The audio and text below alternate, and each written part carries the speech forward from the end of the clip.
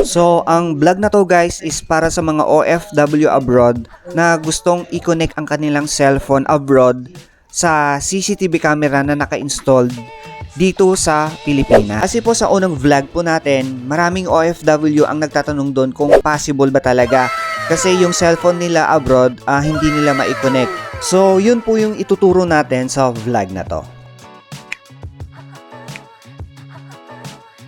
Yun guys, actually po hanggang 4 na cellphone ang pwedeng i-connect sa V380 Pro na CCTV camera. Sa mga OFW abroad, sundan nyo lang po kung anong gagawin po natin.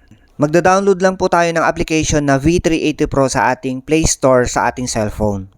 Ang ituturo natin sa vlog na to is hindi nyo na kailangan mag-register or mag-create ng account dito po sa V380 Pro na application. Kasi po marami pong hindi nakakapag-create ng account dahil pagka ginagamit po nila ang kanilang cellphone number or email ad, hindi po sila nakakapag-receive ng OTP.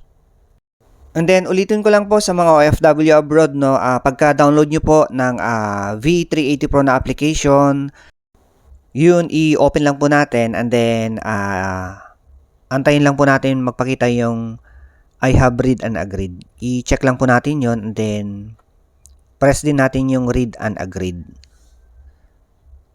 And then po i-press po natin yung next. Yan. And then yung get started po. Yan po, i-press po natin. Yan. So, makikita natin dito guys sa application, no, login. Ganito lang po kasimple ang gagawin nyo po kagaya ng itinuturo po natin. Kunin nyo lang po yung username and password ng ipinang-register sa CCTV camera sa Pilipinas and then login na po kayo. So, ito na po guys and yung mga mahal nating OFW abroad. Connected na po yan. Yan po. Paki-press lang po natin yung I know and then i-press din yung get started.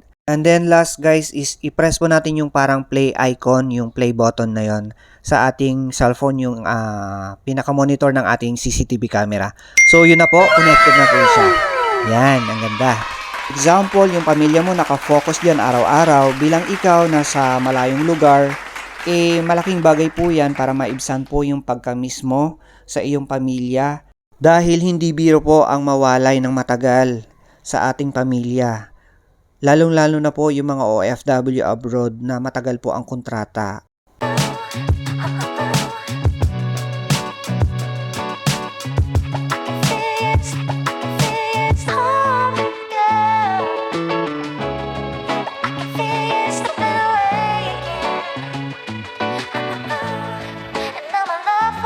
So strong.